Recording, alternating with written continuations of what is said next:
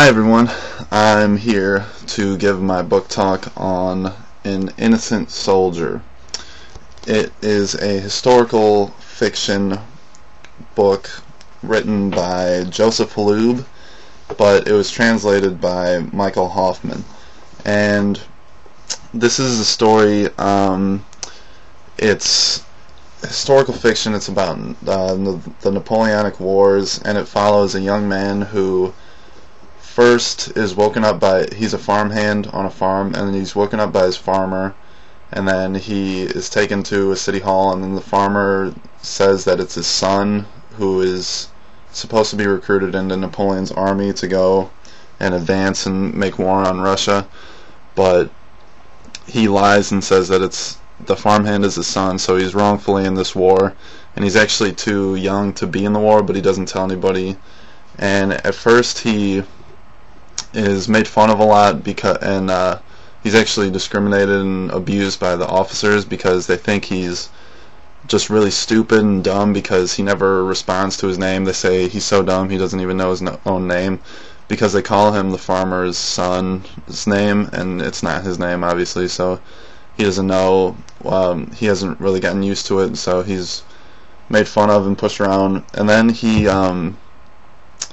actually makes friends with one of the lieutenants, because the lieutenant says that the sergeant is making him do these stupid, tedious tasks that aren't helping him become a soldier at all. So the lieutenant takes him in as his servant because his other servant died, and then he quickly becomes good friends with the lieutenant, and they go, he takes care of him as they go to Russia, and there's not much fighting on the way to Russia, but they get lost in the woods at one point, and the lieutenant gets really bad because there was so many people in the war that they didn't have a lot of food, and so they drink like water that's in the streams that could be poisonous or bad for you, and so the lieutenant gets really sick.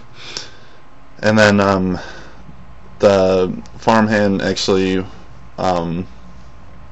saves him, and he finds him food he steals food from one of the other sergeants in the regiment so that his lieutenant can survive. And then the lieutenant, that's a really big bonding point for them, and they make it through to Moscow, and then they actually, once they get there, they turn back, and then it's a whole nother survival story because they have to face the winter in Russia, and a lot of the soldiers actually died on the way back from Russia, more than the soldiers that died in the fighting. And so there's actually a historical note in the beginning of the book that helps you see, if you're not really familiar with the Napoleonic Wars. I mean, I wasn't, but it lets you know where the story takes place, and there's a map that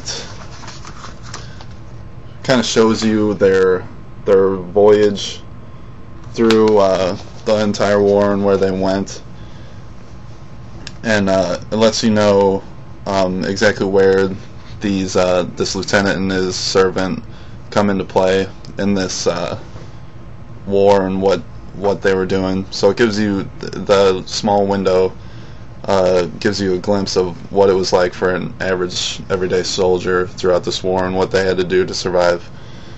So I would say it's more of a survival story than a war story, because there's not a lot of fighting. They get in like one battle, but they mostly just come upon battle scenes that show you sort of the style and tone of this too is like dark, and shows you that war isn't good, or that war can be terrible, and it shows you how young soldiers deal with the horror and how they see their friends getting killed all the time, and how they deal with that. So I'll read some excerpts now. The first is sort of halfway through the book, It's after they after the servant gets saves his lieutenant Conrad Clara, and they go to find the army again. They have to go. They just follow where the explosions are from all the artillery and stuff, and then when they get there, they come upon a hill that is just covered with dead people, and there's dead horses everywhere. So I'll read. It says, thousands of soldiers back and forth in divisions and regiments, and leave scorched earth, dead and wounded, starving women and children. All that is part of this plan. I suppose there's no such thing as a decent war. On the side of the road lie rotting horses and unburied corpses of soldiers. Beside them is an encampment of wounded, probably on their way back to Vilnius to the hospital. They built a fire of charred beams, and they're just skinning a cat.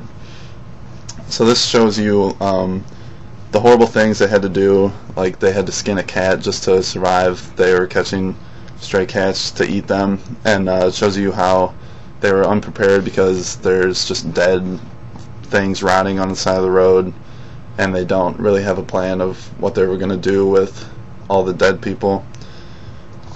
And it goes along with the dark tone and the tone that our style, how he's trying to say that war is bad, and that if you're going to war, you should be more prepared than Napoleon was, because a lot of his soldiers died just from starvation and the cold that they had to deal with. Another passage is when some of the generals are talking, not Napoleon, but they're talking about how it's after they take Moscow, and but there's the Russians didn't make peace with them at all. So some of the colonels and generals are talking, and they say, "Thunder and lightning," he exclaimed, according to a lieutenant. "May God be more merciful to us. If we don't pull out in time, it'll all be up to us." And then the colonel grunted crossly, "In any case, there is no grand army if there's no battle to fight anymore, and the Russian winter is advancing upon us. It will be here just as sure as